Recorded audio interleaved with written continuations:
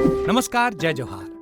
क्या आप भी गवर्नमेंट एग्जाम्स की तैयारी करना चाहते हैं? क्या आप भी मेमोरी टेक्निक्स और ट्रिक्स के जरिए बहुत ही कम समय में स्मार्ट स्टडी करना चाहते हैं? क्या आप चाहते हैं कि सीजी व्यापम टॉपर आपको पढ़ाए?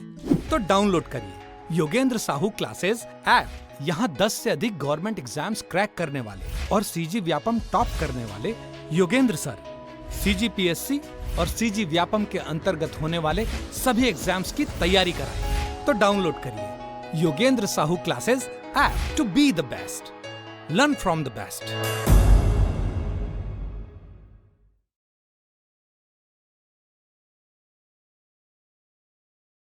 नमस्कार दोस्तों, आप सभी का स्वागत है योगेंद्र साहू ऑनलाइन क्लासेस में।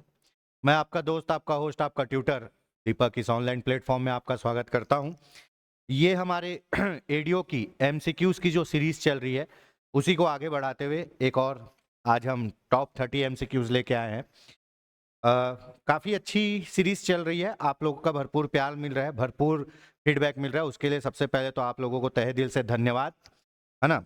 दूसरा, आज है बुद्ध पूर्णिमा। बुद्ध पूर्णिमा की भी आपको बहुत बहुत बधाइयाँ। बुद्ध पूर्णिमा इसलिए इम्पोर्टेंट है दोस्तों क्योंकि आज ही के दिन, पूर्णिमा के दिन ही भगवान बुद्ध का जन्म हुआ था। पूर्णिमा के दिन ही भगवान बुद्ध को ज्ञान की प्राप्ति हुई और पूर्णिमा के दिन ही उनकी मृत्यु हुई, महापरिनिर्वाण हुआ। ठीक है, तो इसीलिए ये जो पर्व है बौद्ध धर्म वालों के लिए काफी इंपॉर्टेंट है। और भगवान बुद्ध ने पूरे एशिया में काफी ज्ञान का प्रचार प्रसार किया, तो उन्हें एशिया का, है ना, लाइट कहा जाता है, जितना मुझे पता है।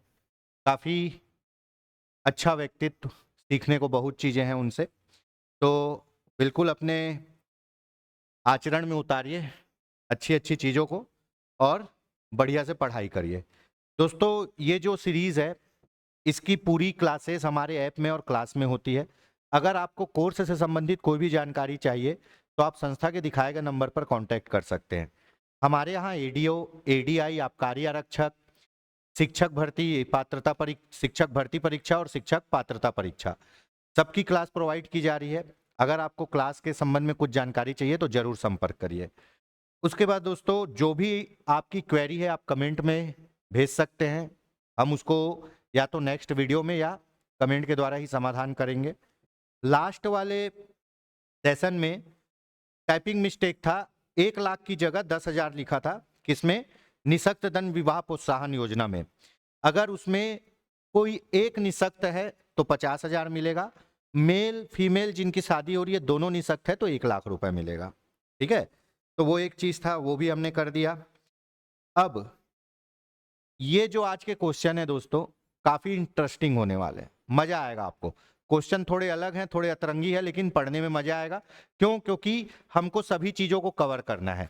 धीरे धीरे हम अपने क्वेश्चन का दायरा बढ़ाते जा रहे हैं, अलग अलग टॉपिक को भी समाहित करते जा रहे हैं। इसमें पंचायती राज भी है, योजना भी है, भारतीय कृषि भी है, और उसके बाद आपको आरटीआई भी मिलेगा, ग्राम उद्योग भी मिलेगा। तो दोस्तों इसी तरह हमने बहुत से क्वेश्चन का यहाँ पे संकलन किया है जो आपके लिए काफी इंपॉर्टेंट है। ठीक है, जो चैनल पे नए हैं चैनल को सब्सक्राइब कर लीजिए, वीडियो को लाइक करिए और वीडियो में अंत तक बने रहिए। चलिए बिना समय गवाए आज का पहला क्वेश्चन, है ना, भगवान बुद्ध का नाम लेके चालू करते हैं। विधानसभा का एक सदस्य जो जनपद पंचायत का पदेन सदस्य है के विषय में सही कौन सा है? सही पूछ रहा है, मतलब राइट। तो दोस्तों एक चीज याद रखना, जब भी स्थायी समितियों से क्वेश्चन आए, आपको सबसे पहले ये देखना है कि अगर सदस्य बोल रहा है तो वो कहाँ का है। जैसे ये विधानसभा सदस्य बोल दिया। दूसरा देखना है पंचायत कौन से स्तर का है, यहां जनपद पंचायत बोल दिया। ठीक है, क्योंकि यही विधानसभा का सदस्य जिला पंचायत में भी सदस्य होता है। तो ये देखना है बात कहाँ की कर रहा है। बात कर रहा है जनपद पंचायत की, बात किसके बारे में कर रहा है? विधायक के बारे में। ठीक है, आपको पता है एक जो विधायक होता है वो जनपद पंचायत का पदेन सदस्य होता है, और जनपद पंचायत की सभी समितियों में, किसमें? जनपद पंचायत की सभी स्थायी समितियों में भी वो क्या होगा? पदेन सदस्य होगा। बहुत लोगों को कंफ्यूजन है अभी भी, मैं गारंटी से बोल सकता हूं। सबसे पहले आपको पता है ग्राम पंचायत में कोई पदेन सदस्य नहीं होता, कहां होते हैं? जनपद में। तो जनपद में कौन होता है? विधायक होता है। यहां सांसद सदस्य नहीं होते, जनपद पंचायत में सांसद सदस्य नहीं होते, केवल विधायक होते हैं। और ये विधायक जनपद की सभी समिति का पदेन सदस्य होगा। किसका? सभी समिति का। पहला लाइन क्लियर हो गया, ठीक है। अब आते हैं जिला पंचायत में। जिला पंचायत में पदेन कौन होता है? विधायक भी होता है और सांसद लोग भी होते हैं, ठीक है। अब जिला पंचायत की स्थायी समिति में विधायक केवल 2 समिति का पदेन सदस्य होगा। किसका? 2 समिति का। जिला पंचायत की स्थायी समिति में सांसद भी केवल 2 समिति का पदेन सदस्य होगा, ठीक है। पर ये सांसद जो है अपने मन से 2 समिति का सदस्य होगा। सांसद भी 2 समिति का, विधायक भी 2 समिति का। विधायक कोई भी 2 समिति का होगा, सांसद भी 2 समिति का पदेन सदस्य होगा, लेकिन अपने मन से होगा। जितने पदेन सदस्य हैं उन लोग किसी भी समिति के सभापति नहीं बन सकते। ये जो पदेन सदस्य है अपने बदले एक प्रतिनिधि नियुक्त कर सकते जो वहां बैठक में भाग ले। तो इसका ऑप्शन क्या होगा दोस्तों? ऑप्शन ए सही है। विधायक जनपद पंचायत की सभी समिति का पदेन सदस्य होगा, ठीक है। चलिए अब आगे बढ़ते हैं। दूसरा क्वेश्चन देखिए, मैंने जितना हो सकता था काफी अच्छा डिस्कशन करके इसको क्लियर करने की कोशिश की है। ग्राम पंचायत की स्थायी समितियां हैं और स्थायी समिति के सचिव कौन होते हैं वो पूछ रहा है। काफी अच्छा क्वेश्चन है। ग्राम पंचायत की स्थायी समितियां हैं और स्थायी समिति के सचिव कौन होते हैं ये पूछ रहा है, ठीक है। तो अब देखो, सामान्य प्रशासन समिति, सामान्य प्रशासन समिति में कौन होता है? सभापति, पंचायत का प्रमुख, और सदस्य कौन होते हैं? बाकी सभी समितियों के सदस्य। तो पूरा पंचायत यहां रहेगा। तो सामान्य प्रशासन समिति का जो सचिव होगा वो ग्राम पंचायत का ही सचिव होगा। सामान्य प्रशासन समिति का सचिव कौन होगा? ग्राम पंचायत का ही सचिव होगा। अब यहां लिखा है शिक्षा, स्वास्थ्य, समाज कल्याण। तो इससे जुड़ा आदमी, इससे जुड़ा आदमी क्या होगा? सचिव होगा, ठीक है। तो इसका सचिव कौन होगा? इसका सचिव होगा आपका एडीओ, जिसके लिए आप क्या करोगे? भर्ती दोगे। क्यों? क्योंकि भैया शिक्षा समिति पूरी आपदा और योजना में काम करती है। तो एडीओ क्या करता है? एडीओ पंचायत स्तर पर सरकार की योजना को कार्यान्वित करवाता है, ठीक है। शिक्षा, स्वास्थ्य एवं समाज कल्याण समिति का जो सचिव होगा वो एडीओ होगा। अब यहाँ कृषि बोल रहा है, पशुपालन बोल रहा है, मत्स्य पालन। तो भैया गांव में कृषि विस्तार अधिकारी भी होता है, इसकी भी भर्ती होती है एग्रीकल्चर वालों की। तो यही आदमी को सचिव बना देंगे। क्यों? क्योंकि इस फील्ड का ज्ञान इसको है। अब राजस्व और वन समिति बोल रहा है, तो पटवारी का काम क्या है? राजस्व इकट्ठा करना, जमीन नापना, यही काम है। तो राजस्व और वन बोलेगा तो पटवारी या वन रक्षक को कर देंगे, ठीक है। तो जो समिति का जैसा काम उससे रिलेटेड आदमी उसका सचिव होगा। तो इस अनुसार होगा ऑप्शन ए। क्या होगा आंसर? Option A. याद रखिए, सामान्य प्रशासन समिति का सचिव ग्राम पंचायत का ही सचिव होगा और जो एडीओ है वो शिक्षा समिति का सचिव होगा। बाकी आपको नाम से पता चल जाएगा। राजस्व बोला तो पटवारी, वन बोला तो पटवारी वन रक्षक, कृषि पशुपालन में कौन? कृषि विस्तार अधिकारी, ठीक है। चलिए यहां तक हो गया। ऑप्शन ए इसका आंसर है। अगला क्वेश्चन देख लेते हैं, बहुत बढ़िया क्वेश्चन है। कथन है ये, कृषि भारत की आत्मा है। यह किस व्यक्ति के द्वारा कहा गया है कि कृषि भारत की आत्मा है? किस व्यक्ति ने यह कथन कहा है? बताइए, कमेंट करिए फटाक से दोस्तों। आप लोग पढ़े हैं, कृषि भारत की आत्मा है, किस व्यक्ति ने कहा है?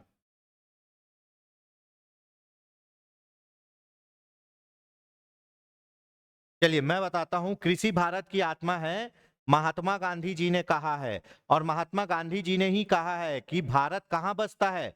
भारत गांव में बसता है। और महात्मा गांधी जी के विचारों को कहां शामिल किया गया है? राज्य के नीति निर्देशक तत्वों में, संविधान में राज्य के नीति निर्देशक तत्वों में शामिल किया गया है, ठीक है। ये याद रखिएगा,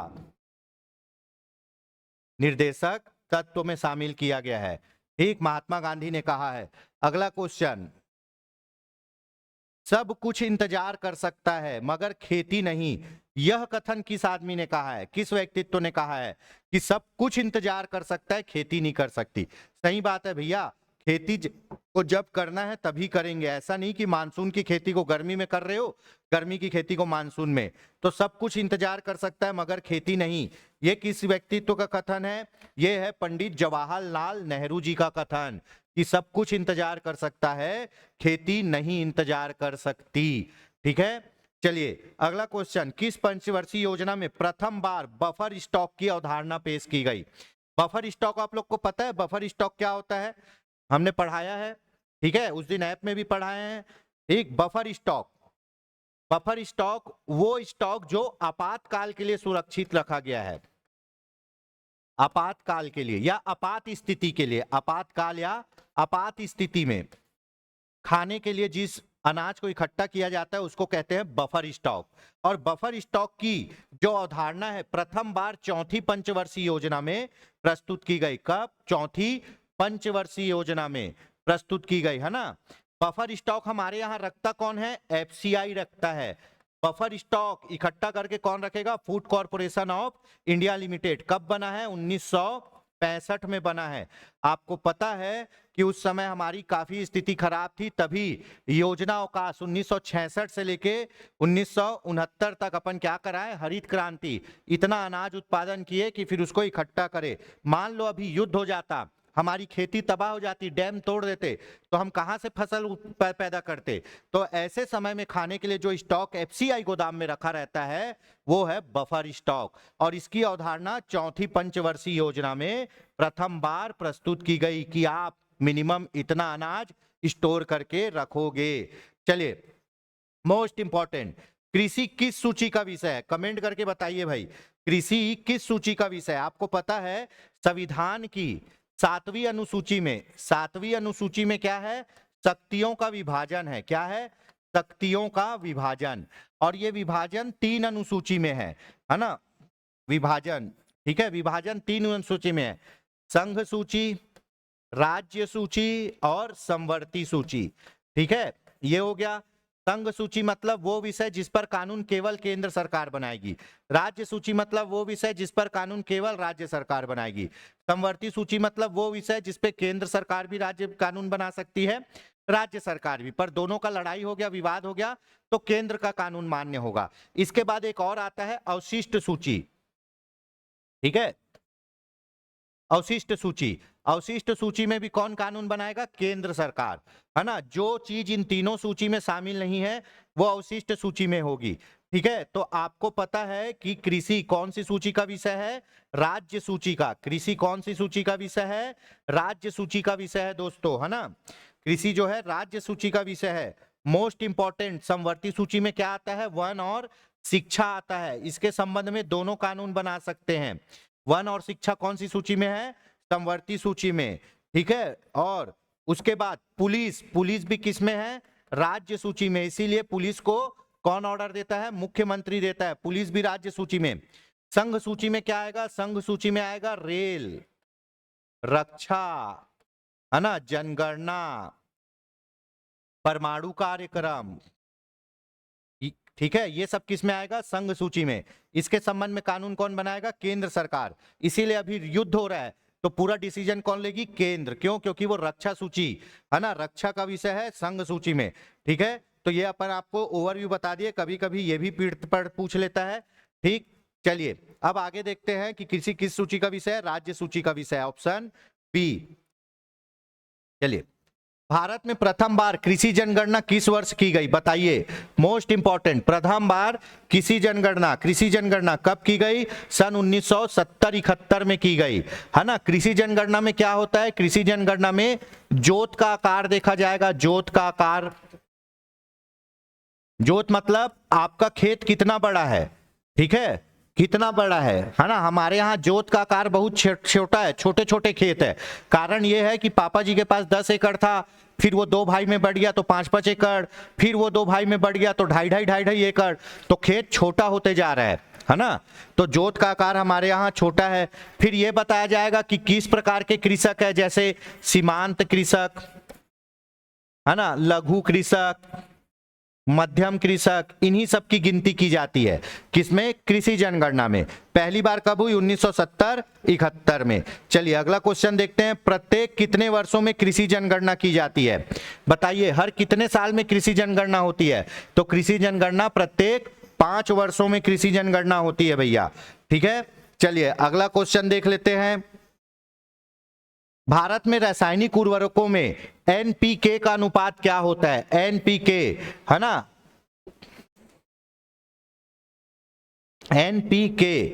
एनपीके का अनुपात क्या होता है? हमारे यहाँ वर्तमान में एनपीके का अनुपात है 4:2:1, है ना? 4:2:1 एनपीके का वर्तमान अनुपात है। ये रेलवे एसएससी में कई बार पूछा गया है, ठीक है। नाइट्रोजन, फास्फेट और पोटास का अनुपात, नाइट्रोजन, फास्फेट और पोटास का अनुपात कितना है? 4:2:1 है। उर्वरक को जब बनाते हैं तो नाइट्रोजन 4 रहेगा, फास्फेट 2 रहेगा, पोटास रहेगा 1, ठीक है। चलिए, तो एनपीके का अनुपात 4:2:1 है। भारत में रासायनिक उर्वरक सर्वाधिक उपयोग किस राज्य में होता है? बताइए भाई, कमेंट करके बताइए। भारत में रासायनिक उर्वरक का उपयोग सर्वाधिक किस राज्य में होता है? तो मैं बता दूं कि भारत में सर्वाधिक रासायनिक उर्वरक पंजाब में होता है, ठीक है। इसीलिए बहुत ज्यादा कैंसर पेशेंट वहां पे रहते हैं। पंजाब में एक ट्रेन चलती जिसका नाम ही कैंसर ट्रेन रख दिए हैं। बहुत ज्यादा कैंसर पेशेंट है, क्यों? क्योंकि रासायनिक उर्वरक की वहां पे क्या है? अधिकता है। इसीलिए पंजाब में प्रति हेक्टेयर उत्पादन भी सबसे ज्यादा होता है, ठीक है। तो रासायनिक उर्वरक का उपयोग अपने यहाँ पंजाब में सबसे ज्यादा होता है। हालांकि पूरे भारत में आज भी रासायनिक उर्वरक कम मात्रा में यूज होता है, जो बहुत अच्छी बात है, ठीक है। भारत के किस राज्य में रासायनिक उर्वरक का उपयोग सबसे कम होता है? तो आपको पता है, सिक्किम है पूर्ण जैविक राज्य। वहां जैविक खेती होती है, जैविक खादों से खेती होती है। हमारे यहाँ भी नरवा, गरवा, घुरवा बारी के तहत जैविक खेती को बढ़ावा देने के लिए कोशिश किया गया, जिसके तहत क्या बनाया गया? वर्मी कंपोस्ट खाद बनाया जा रहा था, ठीक है। तो सबसे ज्यादा पंजाब में रासायनिक खेती होती है और सबसे कम होती है सिक्किम में। चलिए, अगला ऑप्शन देख लेते हैं। भारतीय कृषि में सर्वाधिक किस प्रकार के जोत आकार पाए जाते हैं? मतलब खेत का आकार। हमारे यहाँ जोत का आकार कैसा है जी? बताइए, हमारे यहाँ सर्वाधिक कौन सा जोत का आकार है? हमारे यहाँ है सीमांत जोत का आकार है। कितना जोत का आकार है? सीमांत जोत। सीमांत जोत कितना होता है? 1 हेक्टेयर तक। 1 हेक्टेयर तक को क्या बोलते हैं? सीमांत जोत। उसके बाद आएगा लघु जोत, है ना। लघु जोत होता है 1 से 2 हेक्टेयर। अर्ध मध्यम होता है 2 से 4 हेक्टेयर। मध्यम जोत होता है 4 से 10 हेक्टेयर। और दीर्घ जोत या वृहद जोत होता है 10 हेक्टेयर से अधिक। यहां एकड़ नहीं बोला जा रहा है, यहां हेक्टेयर बोला जा रहा है ना। 1 हेक्टेयर में लगभग 2.4 एकड़ होता है, ठीक है। और 1 एकड़ में लगभग 1.6 बीघा होता है, बीघा, है ना। तो बीघा यूपी बिहार में चलता है। बीघा छोटा होता है, उससे बड़ा हेक्टेयर होता है, एकड़ होता है, एकड़ से बड़ा हेक्टेयर होता है, ठीक है। तो भैया 1 एकड़ में लगभग 1.5 बीघा होता है। 1 एकड़ में 1.5 बीघा होता है और 1 हेक्टेयर में लगभग 2.5 एकड़ होता है। तो हमारे यहाँ जो सबसे छोटे कृषक है, मुश्किल से उनके पास 2.5 एकड़ ही जमीन है ना। और सबसे छोटा जोत का आकार है सीमांत जोत। जोत मतलब ये आपका खेत, और जहां पे आप जोताई कर सकते हो, हल चला सकते हो, वही जोत का आकार है। पहले ये बड़े होते थे। अब मान लो ये 5 एकड़ का खेत है, एक खेत है, फिर बंटवारा हुआ तो दोनों भाई का 2.5 एकड़ हो गया, यहाँ मेड़ बन गया, ये छोटा हो गया। फिर बंटवारा होगा दोनों भाई के 2-2 बच्चों में, तो ये कितना हो गया? और छोटा हो गया, ठीक है। तो जोत का आकार हमारे यहाँ दिन ब दिन छोटा होते जा रहा है। सबसे ज्यादा हमारे यहाँ सीमांत जोत है, इसीलिए हमारे यहाँ ज्यादा उत्पादन नहीं हो पाता। जितना बड़ा खेत उतनी ज्यादा जमीन, उतनी आधुनिक खेती। छोटे खेतों में बड़ी बड़ी मशीनें काम नहीं कर पाती, ठीक है। Option A. निम्न फसलों में रबी फसल नहीं है। इस टाइप के क्वेश्चन तो आएंगे ही दोस्तों, है ना। तो रबी फसल कौन सी नहीं है? गेहूं रबी फसल है, जौ भी है, सरसों भी है। बाजरा जो है वो है क्या? खरीफ फसल। बाजरा क्या है आपका? खरीफ फसल। अब देखिए, सामान्यतः इसको खरीफ फसल लिया गया है, लेकिन पानी की उपलब्धता भूमि के अनुसार सब 12 महीना खेती कर रहे हैं। 12 महीना आम मिल रहा है, 12 महीना अंगूर मिल रहा है, ठीक है। दवाई डाल के कुछ भी उगा दे रहे हैं। तो सामान्यतः आपका बाजरा खरीफ फसल है, बाकी सब रबी फसल है, ठीक है। चलिए अगला क्वेश्चन देखते हैं दोस्तों। सोयाबीन, मूंगफली, बाजरा, मक्का किस प्रकार की फसल है बताइए? सोयाबीन है ना, मूंगफली, बाजरा, मक्का किस प्रकार की फसल में आएंगे? ये सब खरीफ फसल में आएंगे। ये सब किस में आएंगे? खरीफ फसल में। ठीक है, अब खरीफ फसल क्या होता है? खरीफ फसल वो फसल जिसको जून जुलाई में बोया जाएगा, जून जुलाई में बोया जाएगा, लगाया जाएगा और काटा जाएगा अक्टूबर नवंबर में। कब? अक्टूबर नवंबर में। ये हो गया आपका खरीफ। रबी फसल, इसको बोया जाएगा अक्टूबर नवंबर में और काटा जाएगा कब? मार्च अप्रैल में। किसमें? मार्च अप्रैल में। तो गेहूं कटता है गर्मी में, बैसाखी में, है ना। एक होगा जायद फसल। जायद ये पानी में अधिकतर उगता है, जब खेती नहीं रहती तो नदी वदी में उगाते हैं जायद फसल। ये बोया जाएगा मार्च अप्रैल में, मार्च अप्रैल में और काटा जाएगा कब? आपका जून जुलाई में।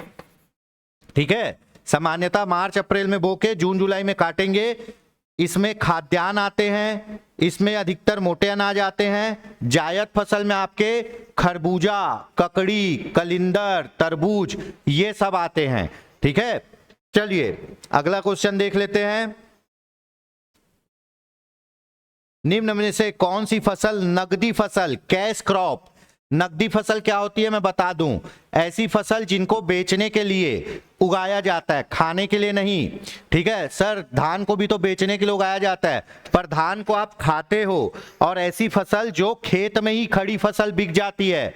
गन्ना, जो गन्ना खरीदता है ना, अधिकांश वो खेत में जाएगा, बोली लगाएगा, गन्ना खरीदेगा और अपने हिसाब से काटेगा वो। तो ऐसी फसल जो खेत से ही बिक जाए। ठीक है, तो कौन सी आप में इसमें कैश क्रॉप नहीं है? बताइए कौन सी फसल कैश क्रॉप नहीं है? ठीक, तो देखिए मूंगफली जो है कैश क्रॉप नहीं है, ये क्या है? खरीफ फसल है। तिलहन, तिलहन तेल निकालने के लिए बेच देते हैं। जूट कपड़ा बनाने के लिए, कपास कपड़ा बनाने के लिए, ये सब क्या है? आपके नकदी फसल है। लेकिन मूंगफली नकदी फसल नहीं है। ऑप्शन क्या होगा? डी, मूंगफली नकदी फसल नहीं है, ये खरीफ फसल है। और क्या आएगा नकदी फसल में? मोस्ट इंपॉर्टेंट गन्ना, उसके बाद चाय। ठीक है, गन्ना, चाय, उसके बाद कॉफी, उसके बाद आपका क्या आएगा? तंबाकू। ये सब क्या है? बेचने के लिए उगाई गई फसल, जिसको बोलते हैं कैश क्रॉप। ठीक है, चलिए कमेंट करके बताइए हमारे यहाँ पहला इथेनॉल प्लांट, ठीक है, भारत का पहला इथेनॉल प्लांट जो पीपीपी मॉडल पर, कौन से मॉडल पर? PPP, public private partnership model पर लगाया गया है। कहाँ लगाया गया है? ये अभी लास्ट क्वेश्चन था, अभी जो एग्जाम हुआ है उसमें पीपीपी मॉडल पर लगाया गया प्लांट, इथेनॉल प्लांट कहाँ लगाए हैं बताइए। ठीक है, तो ये सब कैश क्रॉप हो गए, है ना, मूंगफली नहीं है, खरीफ फसल है। चलो मोस्ट इंपॉर्टेंट, वर्ष 2024-25 में भारत सरकार ने कुल कितने फसलों के लिए एमएसपी जारी किया है? एमएसपी मतलब है ना, मिनिमम सपोर्ट प्राइस, इससे कम में आपका फसल नहीं बिकेगा, इतना पैसा तो देंगे ही। अब चलिए कमेंट करके बताइए कि एमएसपी के लिए सुझाव एमएसपी जारी करने के लिए कौन सी संगठन बनाया गया है? बताइए एमएसपी कौन सा संगठन जारी करता है? आपको पता है, CACP, कृषि लागत एवं मूल्य आयोग क्या करता है? एमएसपी का सुझाव देता है, किसको? सरकार को। फिर सरकार क्या करेगी? एमएसपी जारी करेगी। तो ये एमएसपी के लिए बनी समिति है क्या? कृषि लागत एवं मूल्य आयोग। कब बना है? कमेंट करके बताइए। 2024-25 में कितने फसलों के लिए एमएसपी जारी किया गया है? 24 फसलों के लिए एमएसपी जारी किया गया है 2024-25 में, जिसमें 14 फसल, 14 क्या है? खरीफ फसल, 6 क्या है? रबी फसल, 2 क्या है? 2 है नगदी फसल और 2 है अन्य फसल। ये अन्य फसल में नारियल है, नारियल का खोबरा, ठीक है, प्लस लाही, ये 2 अन्य फसल है। टोटल 24 फसल के लिए क्या किया गया है? एमएसपी जारी किया गया था। कब? 2024-25 में। अब क्वेश्चन आ गया कि सबसे ज्यादा कौन से फसल के लिए एमएसपी जारी किया जाता है, तो खरीफ फसल, फिर रबी फसल, फिर नकदी, फिर अन्य फसल।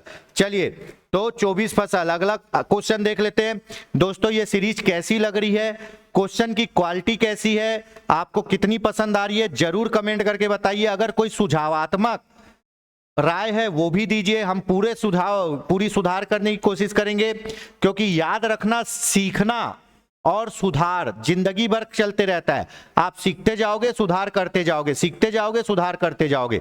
ये नहीं बोलता कि हमसे गलती नहीं होती, गलतियां हमसे भी होती है, ठीक है, पर उस गलती को सुधारना ही सबसे बड़ी चीज है। और जब भी आप सुधार करते हो आप कुछ नया सीखते हो, ठीक है। चलिए तो कमेंट करके जरूर बताइएगा कैसा लग रहा है, कैसा है हमारा एफर्ट्स आपके लिए। सहकारी समिति द्वारा किस प्रकार का ऋण प्रदान किया जाता है।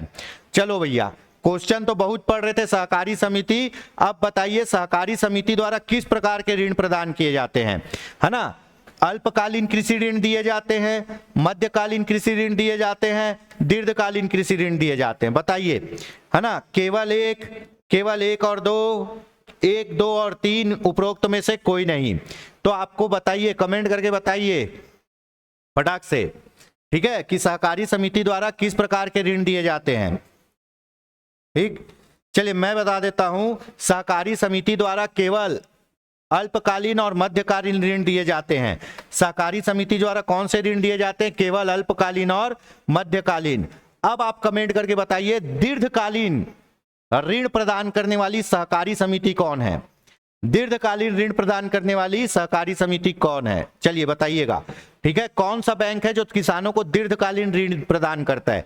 ठीक, तो ये अल्पकालीन और मध्यकालीन देखते हैं। समय के आधार पर 15 माह के लिए, 15 माह के लिए क्या होगा, अल्पकालीन। 15 माह से 5 साल के लिए क्या होगा, मध्यकालीन। और 5 साल से अधिक के लिए क्या होगा, दीर्घकालीन ऋण। तो यही दीर्घकालीन ऋण कौन देता है, कमेंट करके आप बताइए, ठीक है। चलिए, हमारे यहां किसान क्रेडिट कार्ड में और सहकारी बैंक द्वारा किस प्रकार का ऋण प्रदान किया जाता है, अल्पकालीन, मध्यकालीन। और कितना प्रदान किया जाता है अल्पकालीन ऋण, कृषि ऋण, अल्पकालीन कृषि ऋण प्रदान किया जाता है 5 लाख, ठीक है। कितनी सहकारी समिति है, 2058, ठीक है। चलिए भैया, यहां तक हो गया। तो केवल 1 और 2 सहकारी समिति द्वारा अल्पकालीन और मध्यकालीन कृषि ऋण प्रदान किया जाता है। यही क्वालिटी है दोस्तों हमारे क्लास की। पूरा डिस्कशन करेंगे, क्वेश्चन जो पूछ रहा है वो तो बताएंगे ही बताएंगे, जो नहीं पूछा है वो भी बताएंगे, और जो पूछ सकता है वो भी बताएंगे, ठीक है। चलिए, चिराग परियोजना, है ना, चिराग परियोजना किसके लिए है, किसानों के लिए है, ठीक है।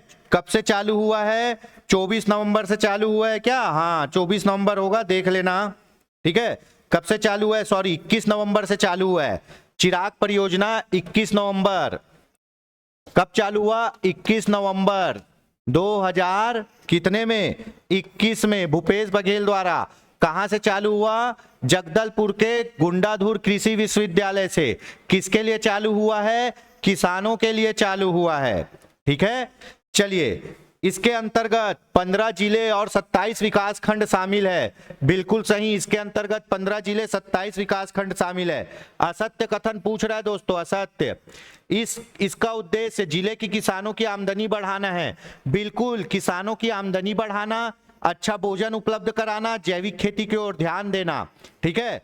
चिराग परियोजना के अंतर्गत कृषि के साथ साथ पशुपालन, डेयरी, मछली पालन, कुक्कुट पालन, मशरूम उत्पादन, अन्य आय मूलक गतिविधियां क्रियान्वित किया जाता है। आप केवल खेती नहीं करोगे, खेती से कितना ही पैसा कमा लोगे यार, साल में 2 बार फसल लगा के, तो उसके साथ साथ आपको और क्या करना है, उसके साथ साथ आप पशुपालन भी देखोगे, डेयरी भी देखोगे, मछली भी देखोगे, कुक्कुट भी देखोगे, मशरूम पालन करके एक्स्ट्रा काम करके एक्स्ट्रा पैसा कमाओगे। तो ये सब सही है।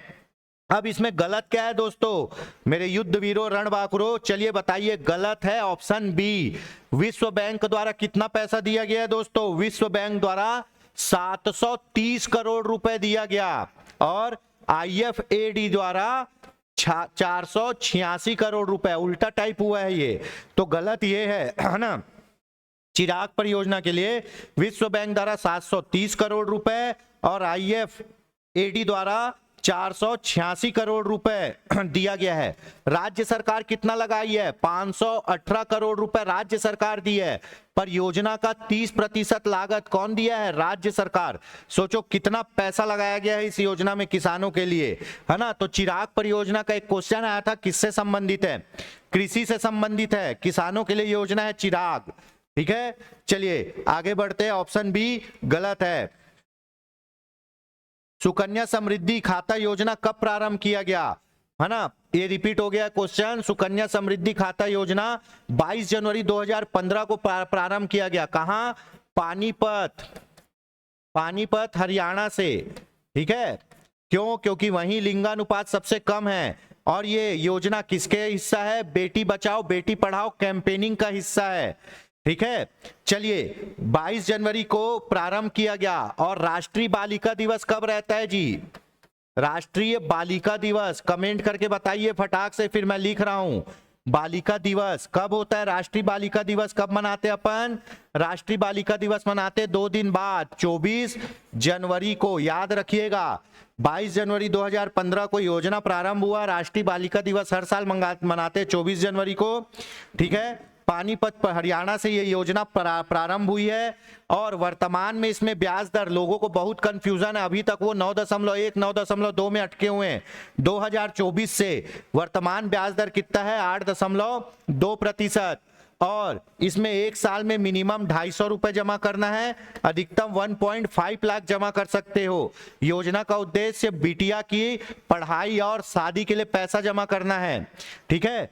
इसमें जो भी पैसा जमा करोगे वो भी आयकर मुक्त होगा, जो पैसा मिलेगा वो भी आयकर मुक्त होगा, ठीक है। एक घर में केवल 2 खाते खुल सकते हैं सामान्य परिस्थिति में।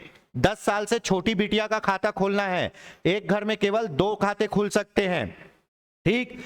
विशेष परिस्थिति में 3 खाते खुलेंगे। मान लो पहली बेटी सिंगल पैदा हुई, उसके बाद की 2 जुड़वा बेटी पैदा हुई, तब 3 खाते खुलेंगे, ठीक है। बहुत बढ़िया, अपन इस पे क्या किए हैं? डिस्कशन किए हैं। इसका मैंने एमसीक्यूज, सुकन्या समृद्धि योजना का पर्टिकुलर एमसीक्यूज बनाया हुआ है, आप देख सकते हैं प्लेलिस्ट में वीडियो वाले, ठीक है। दोस्तों अगर आपको पॉलिटी का एमसीक्यूज देखना है तो मेरे द्वारा पॉलिटी का ब्रह्मास्त्र करके 3 घंटे का वीडियो है, 100 क्वेश्चन है। पीएससी प्री तक का पॉलिटी आप पूरा कवर कर लोगे, पॉलिटी में आपका हाथ कोई नहीं पकड़ पाएगा। उसी प्रकार स्वयं सहायता समूह, आरटीआई, बिहान, ये सब के भी टॉपिक वाइज एमसीक्यू हमारे प्लेलिस्ट में है, जिसमें ये एमसीक्यूज डल रहे हैं, आप उसको भी जरूर देखिए। और कुछ क्लासेस भी डली हुई है, आप उसको भी जरूर देखिए, ठीक है। तो ऑप्शन होगा ऑप्शन डी। चलिए अब खादी एवं ग्रामोद्योग आयोग की स्थापना के लिए अधिनियम किस सन में लाया गया? खादी एवं ग्रामोद्योग की स्थापना के लिए अधिनियम कब लाया गया? अधिनियम लाया गया 1956 में। अधिनियम लाया गया 1956 में। अधिनियम क्रमांक था क्या? 61। अधिनियम क्रमांक क्या था? 61, ठीक है। एक अधिनियम पारित करके खादी और ग्रामोद्योग को बनाया गया, वो अधिनियम लाया गया 56 में। और उसी अधिनियम के अनुसार खादी एवं ग्रामोद्योग की स्थापना किस सन में की गई? उसी अधिनियम के अनुसार खादी एवं ग्रामोद्योग की स्थापना अप्रैल 1957 में की गई। ये क्या करता है? ये ग्राम उद्योग, गांव के छोटे छोटे उद्योगों के लिए काम करता है। कौन से मंत्रालय के अंतर्गत आता है दोस्तों? कमेंट करके बताइए। खादी एवं ग्राम उद्योग आयोग कौन से मंत्रालय के अधीन काम करता है? बिल्कुल कमेंट करके बताइए, ठीक है। चलिए अप्रैल 1957 में इसकी स्थापना हुई, अधिनियम लाया गया 1956 में। गांव के कुटीर उद्योग, गृह उद्योग के लिए काम करता है, ठीक है। दोनों के का आंसर हो गया। अगला क्वेश्चन देखते हैं। खादी एवं ग्राम उद्योग का मुख्यालय कहाँ है? मुख्यालय कहाँ है जी बताइए। हर संस्था का एक मुख्यालय होता है, तो वैसे ही खादी एवं ग्राम उद्योग का मुख्यालय कहाँ है? खादी एवं ग्राम उद्योग का मुख्यालय आपके बंबई में। कहाँ? बंबई में है, ठीक है। चलिए खादी एवं ग्राम उद्योग के कितने आंचलिक कार्यालय हैं? खादी और ग्राम उद्योग विभाग के कितने आंचलिक कार्यालय हैं? तो मैं बता दूं, मुख्यालय कहां है? मुख्यालय है मुंबई में। और आंचलिक कार्यालय टोटल कितने हैं? 6 हैं। कितने हैं? 6 आंचलिक कार्यालय हैं। क्वेश्चन जरूर बनेगा इससे, ठीक है। खादी एवं ग्राम उद्योग अप्रैल 1957 में बना है। इसका मुख्यालय है मुंबई में। अलग अलग जगह में काम करने के लिए अलग अलग कार्यालय हैं 6, जिनको बोलते हैं आंचलिक कार्यालय, ठीक। उसके बाद चलिए अगला देखते हैं। निम्न में से किस स्थान पर खादी एवं ग्राम उद्योग के, निम्न में से किस स्थान पर खादी एवं ग्राम उद्योग आयोग के आंचलिक कार्यालय स्थापित नहीं है? नहीं है बोल रहा है, तो कहां नहीं है बताइए दोस्तों। 6 आंचलिक कार्यालय पढ़े ना, कितने हैं? 6 में कहां पे नहीं है? तो भैया रायपुर में अपने यहां खादी एवं ग्रामोद्योग का आंचलिक कार्यालय नहीं है। भोपाल में है, ठीक है। बेंगलोर में है, ठीक है। गुवाहाटी में है, ठीक है। इसके अलावा है कलकत्ता में। कहां? कलकत्ता में। उसके बाद नई दिल्ली में भी है। कहां है? नई दिल्ली में। उसके बाद मुंबई में भी है। मुंबई में मुख्यालय भी है, आंचलिक कार्यालय भी है। तो 6 आंचलिक कार्यालय है खादी एवं ग्राम उद्योग के, ठीक। कहां कहां? भोपाल, बेंगलोर, गुवाहाटी। भोपाल, बेंगलोर, गुवाहाटी। उसके बाद कलकत्ता, नई दिल्ली, मुंबई, ठीक। चलिए अगला क्वेश्चन देख लेते हैं। बहुत बढ़िया जा रहा है दोस्तों। कैसा लग रहा है दोस्तों सीरीज, जरूर बताइए। क्वेश्चन की क्वालिटी कैसे है ये भी जरूर बताइए। और आपको लग रहा है कि क्या ये आपकी तैयारी को टच कर पा रहा है, मेल कर पा रहा है, मिल रहा है, मैच कर रहा है, और क्या आपको ये फील होता है कि इतनी तैयारी से हम ठीक ठाक परफॉर्मेंस दे पाएंगे? तो जरूर कमेंट में बताइए, ठीक है। चलिए, खादी एवं ग्राम उद्योग आयोग किस प्रकार का संगठन है? इसको अभी मैं बहुत बढ़िया समझाऊंगा। किस प्रकार का संगठन है? संवैधानिक, वैधानिक, कानूनी या सांविधिक? किस प्रकार का संगठन है बताइए। चलो मैं हिंट दे देता हूं, आपको पता है खादी एवं ग्राम उद्योग आयोग एक अधिनियम के अनुसार बना। कब? अप्रैल 1957 में इसको स्थापित किया गया। अधिनियम लाया गया 1956 में, ठीक है। तो जो भी संस्था एक अधिनियम के अनुसार बनती है, उसका संविधान में उल्लेख नहीं है, तो वो संस्था कहलाएगी सांविधिक संस्था। कौन सी? सांविधिक। सबसे पहले संवैधानिक संस्था क्या होती है? संवैधानिक संस्था वो होती है जिसका उल्लेख कहां हो? संविधान में हो। उल्लेख कहां हो? संविधान में। अब संविधान में उल्लेख कैसे होगा? संविधान में उल्लेख होगा अनुच्छेद के तहत। अनुच्छेद में इसका नाम होना चाहिए, ठीक है। तो जो संस्था संविधान में उल्लेखित है अनुच्छेद के तहत, वो संवैधानिक संस्था होगी। क्या होगी? संवैधानिक। जो संस्था कानून के द्वारा बनाई गई है उसको बोलेंगे वैधानिक या कानूनी।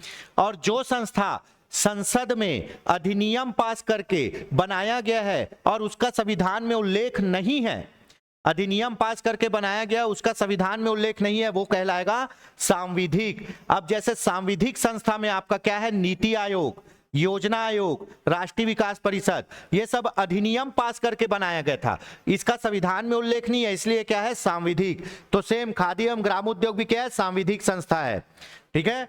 चलो, अगर लोक सूचना अधिकारी सूचना का अधिकार अधिनियम के तहत विनिर्दिष्ट अवधि के भीतर सूचना प्रार्थी को सूचना देने में असफल हो जाता है, तो उसे क्या कहा जाएगा? उस अस्वीकृति को कहा जाएगा मानित अस्वीकृति। क्या कहा जाएगा? मानित अस्वीकृति। अगर इस प्रकार से अस्वीकृति करता है या गलत सूचना देता है तो कितना दंड का विधान है? 250 रुपए प्रतिदिन और अधिकतम कितना? 25,000 तक, ठीक है। इस कानून में सजा नहीं होगा, केवल अर्थदंड दिया जाएगा, ठीक। अगर आप आवेदन लगाए हो तो आपको 30 दिन के भीतर सूचना मिलनी चाहिए। 30 दिन के भीतर सूचना नहीं मिली तो आप अगले 30 दिन तक प्रथम अपील कर सकते हो। प्रथम अपील में भी नहीं मिला तो उसके प्रथम अपील का रिजल्ट आने के 90 दिन के भीतर द्वितीय अपील कर सकते हो। द्वितीय अपील के बाद कोई अपील नहीं कर सकते। और आपकी जो अपील है उसको सामान्य परिस्थिति में 30 दिन में निपटाएंगे और विशेष परिस्थिति में 45 दिन में निपटाएंगे, पर 45 दिन से लेट नहीं करेंगे। द्वितीय अपील अंतिम अपील होती है जो केंद्रीय सूचना आयोग या राज्य सूचना आयोग के समक्ष होती है, ठीक है। तो अगर नहीं दे पाया तो मानित अस्वीकृति। आरटीआई विधेयक को राष्ट्रपति की स्वीकृति किस वर्ष मिली? किस वर्ष राष्ट्रपति ने सिग्नेचर किया? तो आपको पता है 15 जून। कहां? 15 जून 2005 को राष्ट्रपति ने सिग्नेचर किया और बोला भैया 120 दिन में लागू करो, 120 दिन के अंदर लागू करो, तभी 12 अक्टूबर 2005 को आरटीआई क्या हुआ, लागू हुआ। तो राष्ट्रपति स्वीकृति जून 2005 में मिली। ठीक है, अगला क्वेश्चन, सूचना का अधिकार अधिनियम 2005 में निम्नलिखित में से कौन सा प्रावधान नागरिकों को इलेक्ट्रॉनिक रिकॉर्ड के रूप में सार्वजनिक प्राधिकरणों द्वारा रखी गई जानकारी तक पहुंचने की अनुमति देता है। अब देखिए, है ना, जो धारा है ना, आंसर इसका मैं पहले बताता हूं फिर कहानी सुनाऊंगा। धारा 4(1)(a), धारा 4(1)(a) ये प्रावधान करता है कि सभी लोक प्राधिकारी अपनी सूचना को इलेक्ट्रॉनिक रूप में रखेंगे, जितना पॉसिबल हो सभी सूचना को इलेक्ट्रॉनिक रूप में रखेंगे ताकि सूचना को भेजने और शेयर करने में आसानी हो। तो ये प्रावधान रखा गया है धारा 4(1)(a) में। और अगर आपको वो सूचना इलेक्ट्रॉनिक रूप में चाहिए तो आपको इस धारा के तहत वो सूचना प्रदान की जाएगी। सभी लोक प्राधिकारी क्या करेंगे, अपनी सूचना को इलेक्ट्रॉनिक रूप में बना के रखेंगे। ये नहीं सूचना मांग रहे हो तो पन्ना पलटना चालू हो गया, सीधा कंप्यूटर के फाइल देखे, फाइल को प्रिंट किए और आपको दे दिए। ठीक है, तो आजकल पूरा डेटा कहां रहता है, कंप्यूटर में ही रहता है। तो वही चीज करना है धारा 4(1)(a) के तहत। चलिए अगला क्वेश्चन, ऑप्शन क्या होगा, ऑप्शन बी, धारा केवल 4(1)(a), केवल बी। ठीक,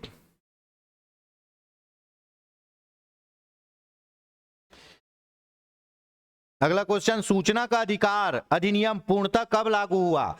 ये डेट कई बार पूछ चुका है। सूचना का अधिकार अधिनियम भारत में कब लागू हुआ, 12 अक्टूबर 2005 को लागू हुआ। राष्ट्रपति 15 जून को, कब, 15 जून को राष्ट्रपति सिग्नेचर किए हैं, बोले 120 दिन में लागू कर दो, तो 12 अक्टूबर 2005 को लागू किया गया, ऑप्शन ए।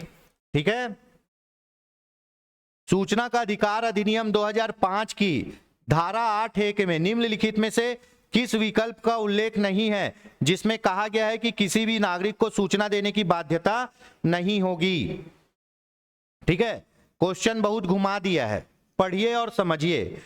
आपको पता है धारा 8 क्या है जी, सबसे पहले तो धारा 8 में आपको पढ़ाया हूं बहुत जबरदस्त तरीके से।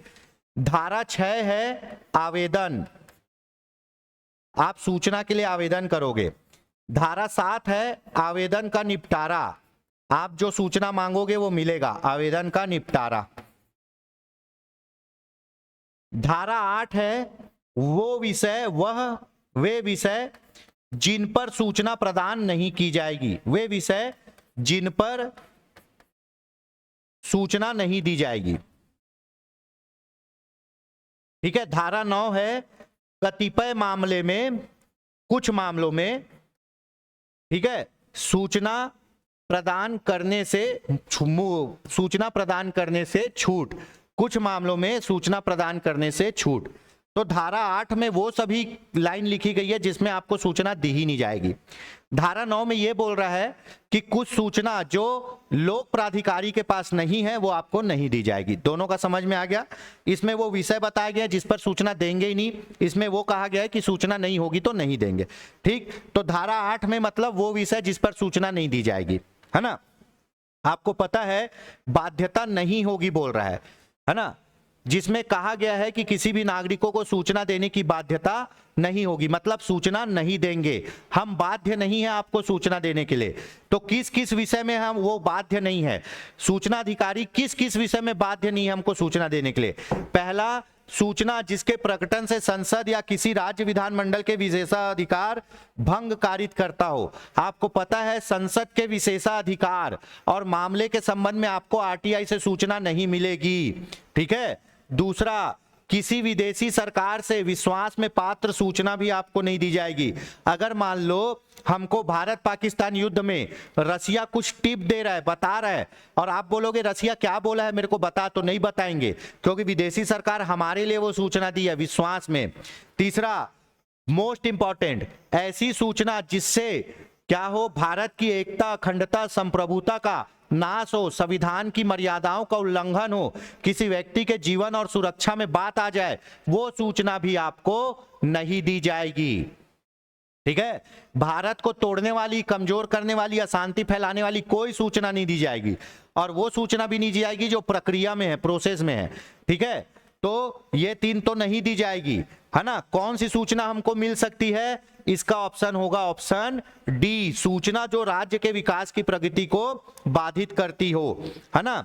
आप राज्य के विकास में कोई भी सूचना मांगो, आपको देंगे।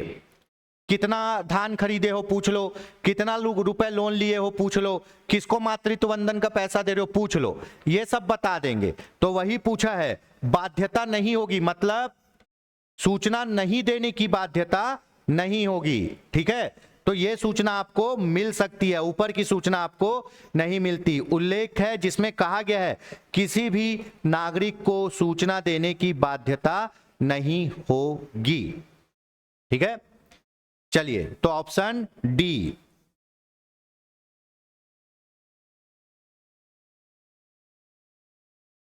कौन से विकल्प का उल्लेख नहीं है बोल रहा है, तो ये विकल्प नहीं है और इसमें सूचना देने की बाध्यता होगी। बाकी ऊपर वालों में सूचना देने की बाध्यता नहीं होगी। सूचना देने की बाध्यता मतलब वो सूचना देने के लिए क्या है, बंधा हुआ है।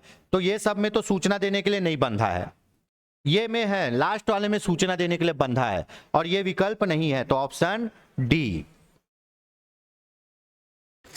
चलिए अगला क्वेश्चन देख लेते हैं। सूचना के अधिकार अधिनियम के उद्देश्य के संबंध में निम्नलिखित में कौन सही नहीं है?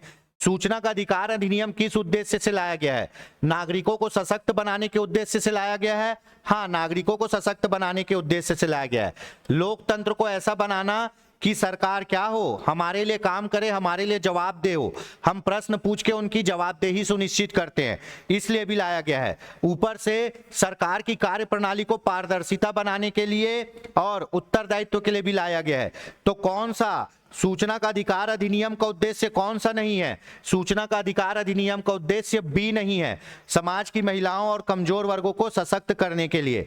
तो भैया इसमें समाज की महिला हो या पुरुष, दोनों को सशक्त होने की बात है ही नहीं, है ना। बाकी नागरिक क्या है, सशक्त होंगे, सवाल पूछ सकते हैं, लोकतंत्र को क्या करना, उत्तरदायी बनाना, पारदर्शिता लाना, ये सब आरटीआई का उद्देश्य है। ठीक है, महिलाओं को, कमजोर वर्ग को सशक्त बनाने के लिए आपका क्या है, उसमें आपका है मान लो राशन कार्ड वाला, फूड सिक्योरिटी कार्यक्रम, मातृत्व वंदन कार्यक्रम, ये सब महिलाओं को सशक्त बना रहा है। ठीक है, तो ऑप्शन बी। अगला क्वेश्चन देख सकते हैं, बढ़िया क्वेश्चन है। केंद्रीय सूचना आयोग में अधिकतम कितने सदस्य, मुख्य सूचना आयुक्त सहित अधिकतम कितने सदस्य हो सकते हैं? केंद्रीय सूचना आयोग की बात कर रहा है। ठीक है, केंद्रीय सूचना आयोग का गठन धारा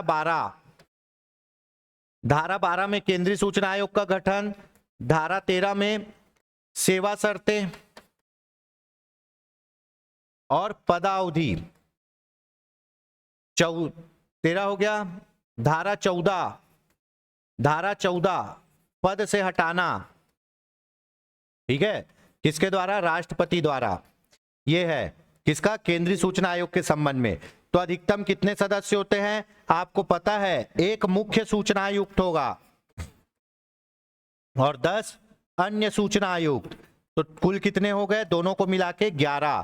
ठीक है, तो केंद्रीय सूचना आयोग में मुख्य सूचना आयुक्त सहित 10 और लोग होते हैं, टोटल 11 लोग होते हैं। ठीक है, चलिए अब मैं आपको कुछ धारा इसका बता देता हूं, इसकी अभी लेटेस्ट हमारे यहाँ क्लास चल ही रही है ना। केंद्रीय सूचना आयोग धारा 12 से 14 तक है, 12, 13, 14। राज्य सूचना आयोग है ना 15, 16, 17 तक है। ठीक है, ये हो गया।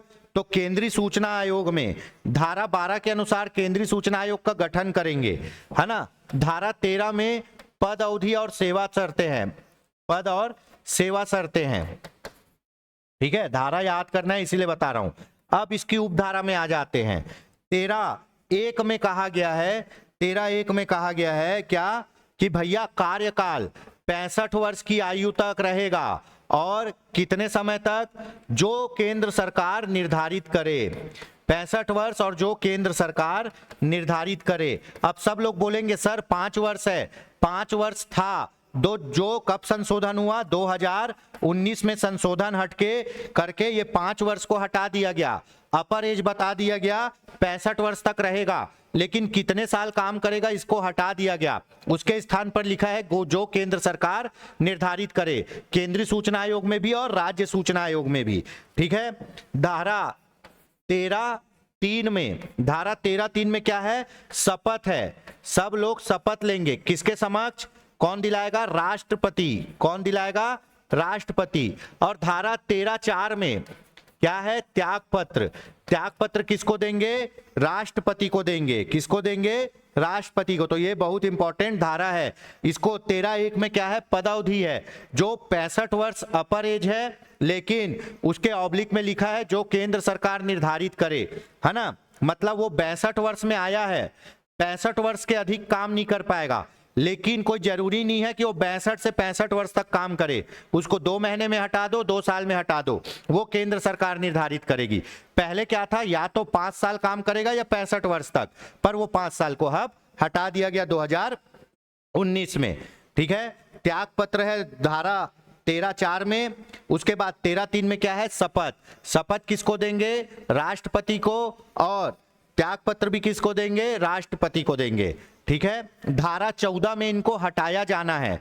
तो धारा 14 में कदाचार और असमर्थता के आधार पर राष्ट्रपति हटाएगा।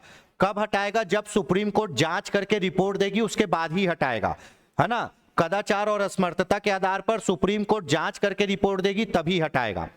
ठीक है। लेकिन पागल दिवालिया हो गया, पद में कार्य करने लायक नहीं है ना, लाभ का पद धारण कर दिया, तो राष्ट्रपति डायरेक्ट हटा सकता है। कदाचार और असमर्थता के आधार पर सुप्रीम कोर्ट के जांच के बाद ही हटेगा। तो दोस्तों ये हो गए आपके आज के टॉप 30 या 32 क्वेश्चन। दोस्तों ये सीरीज आपको कैसी लगी? हमारी इंफॉर्मेशन कितनी आपके लिए लाभदायक है? बिल्कुल कमेंट करके बताइए।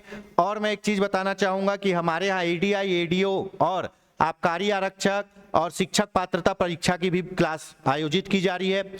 आपको कोर्स के संबंध में कोई भी जानकारी चाहिए तो आप संस्था के मोबाइल नंबर पर कांटेक्ट कर सकते हैं। आप प्ले स्टोर से योगेन साहू ऑनलाइन ऐप भी डाउनलोड कर सकते हैं।